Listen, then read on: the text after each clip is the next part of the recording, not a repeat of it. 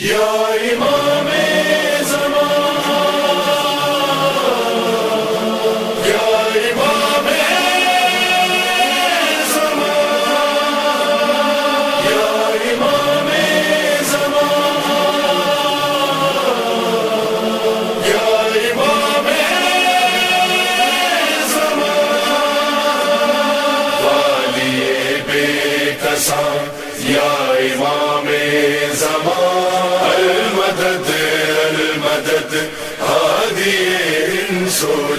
بعض افراد اس پر بھی اعتراض کرتے ہیں، جیسے کہ عام طور پر کہا جاتا ہے کہ آج جشن تاج پوشی امام زمانہ، تو باقاعدہ اس کی پوسٹ بھی بنا کر لگائی جاتی ہیں کہ تاج پوشی امام زمانہ انتہائی، کیونکہ تو بہری حضرات مثلا یہ الفاظ استعمال کرتے ہیں، اور ہمارے امام وہ تو اس قسم کی تمام شان و شوکت اور جاہ و حشم جو دنیاوی بادشاہ کے ہوتے ہیں ان سے بہت دور ہے ان کی سیرت، تو لہٰذا جس جملے کو استعمال کرنا بالکل بھی نامناسب ہے کہ تاج کا لفظ جس کے اندر آ جائے، تاج پوشی وغیرہ کا۔ تو سب سے پہلی بات یہ کہ جو ہم اس تاج کی بات ہی نہیں کر رہے جو دنیاوی بادشاہ کچھ دھاتوں کے، سونے اور جواہرات کے تاج وغیرہ پہنتے ہیں، یہ کب کہا ہے ہم نے؟ نہ کسی بھی شخص کے دماغ میں ہوتا ہے کہ اس قسم کا کوئی تاج جیسے خود ہی ایجاد کر کے کہ ہم اس قسم کے کسی تاج پہنائے جانے کے قائل ہیں شیعہ حضرات۔ تو دیکھیے الفاظ کو پکڑ کر اس طرح سے مخالفت جو ہے وہ نہیں کرنی چاہیے، اس سے مراد دنیاوی تاج نہیں۔ دیکھیے سب سے پہلی بات تو یہ عرض کر دی جائے، بہت سارے محاورے نہیں ہوتے، مثلا آپ اخبارات میں پڑھتی رہتی ہیں، باتیں تو اچھی نہیں کہ مثلا لڑکی گھر سے بھاگ گئی اور پورے خاندان کی ناک کٹ گئی، اب آپ کہیں کہ بتائیے ایک ایک آدمی کی ناک چیک کرتے پھر رہے ہیں، بھائی محاورے کے طور پہ بات کی جا رہی ہے، ناک کٹنے سے مراد جناب یہ تو واقعہ ایسا ہو گیا کہ پورے خاندان کی غیرت کا جنازہ نکل گیا مثلا۔ اب کیا ہے کہ مقصد اس بات کا یہ ہے کہ غیرت کہیں مجسم ہو کر کسی چارپائی وغیرہ پہ پڑی ہوئی تھی اور اس کے بعد اس کا جنازہ کندھوں پہ اٹھا کے لے جایا جا رہا، نہیں، محاورے کے طور پر ہے۔ تو خوشی سے شادی مرگ کی کیفیت ہو گئی، تو یہ استعارے ہیں، اشارے ہیں، عربی میں بھی اردو زبان میں بھی مختلف جگہوں کے پر جو ہیں یہ سب چیزیں اس قسم کے الفاظ استعمال کیے جاتے ہیں۔ تاج تو فارسی میں بھی اسی تاج کو کہتے ہیں جو پہنا جاتا ہے، پوشی معنی پہننا، اور یہاں پر سر پر رکھنے کے معنوں میں ہوتا ہے اصل میں۔ اور کتنی احادیث کے اندر بھی پیغمبر کی حدیثوں میں بھی بات آئی کہ امامہ ملائکہ اور ہم عربوں کا تاج ہے، یعنی تاج کا لفظ کوئی معیوب لفظ نہیں روایات کے اندر سمجھا گیا، باقاعدہ اصول کافی میں محمد ابن یعقوب کلینی نے اس کو لکھا۔ اسی طریقے سے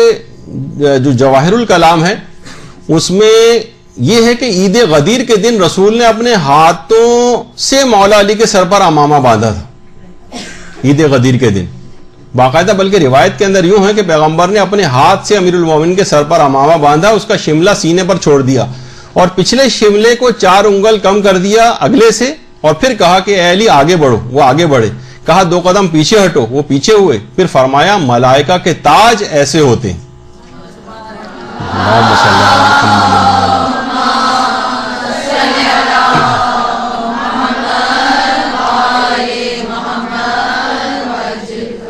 اور اس روایت کو آیت اللہ مرشی نجفی نے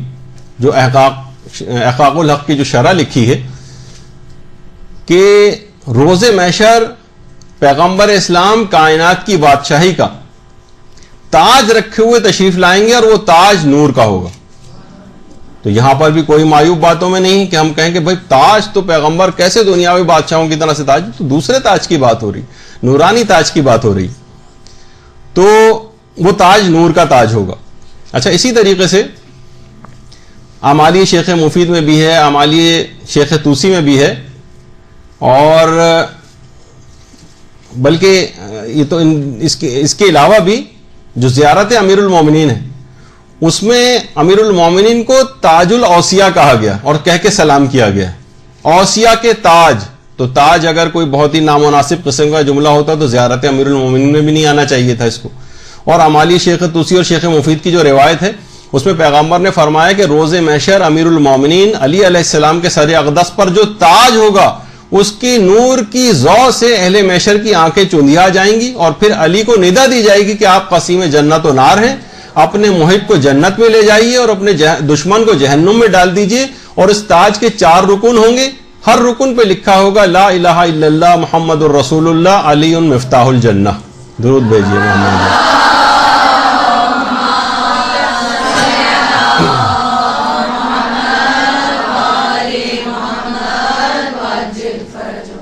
اسی لحاظ سے علامہ امینی نے بھی اس بات کو لکھا ہے، نہیں بلکہ جو ایک اور روایت بھی آ گئی سامنے کہ روز محشر امیر المومنین جنت کے ایک ناقے پر سوار ہوں گے اور آپ کے سر پر نور کا تاج ہوگا جس کے 70 گوشے یعنی کنگورے ہوں گے، جن میں یاقوت سرخ جڑا ہوگا، جس میں سے ہر یاقوت کی روشنی 3 دن کی مسافت کے فاصلے تک پہنچے گی۔ اللہم صلی اللہ علیہ وسلم۔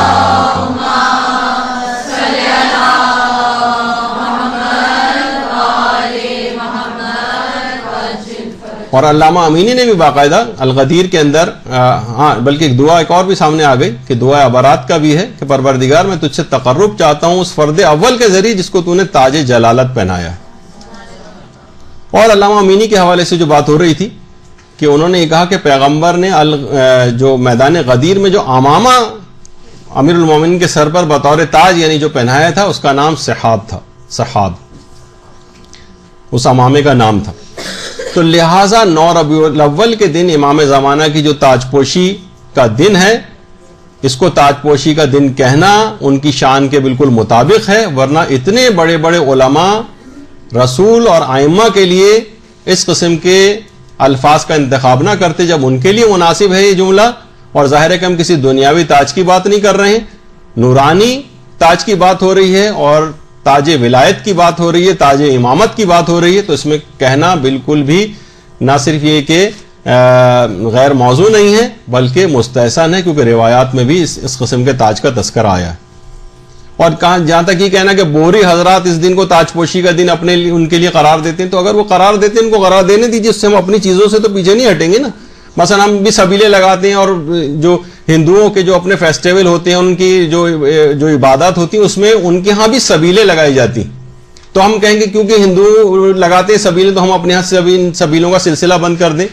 کچھ چیزیں اگر وہ لوگ کر رہے ہیں اور دوسروں کے اندر بھی رائج ہے تو ہمیں اس سے کوئی تعلق نہیں کہ ہم پر بوہریوں کی مشابہت کا جو ہے وہ الزام لگایا جائے۔ اور کتنے ہی علماء کے دیکھیے فتاوے اس سلسلے میں ہے کہ امام زمانہ کی امامت کا پہلا دن، جیسے کہ ابھی میں نے آیت اللہ سعید الحکیم اور دیگر مراجع اور بھی بہت تھے، لیکن اتنا وقت نہیں کہ ان کو آپ کے سامنے پیش کیا جائے۔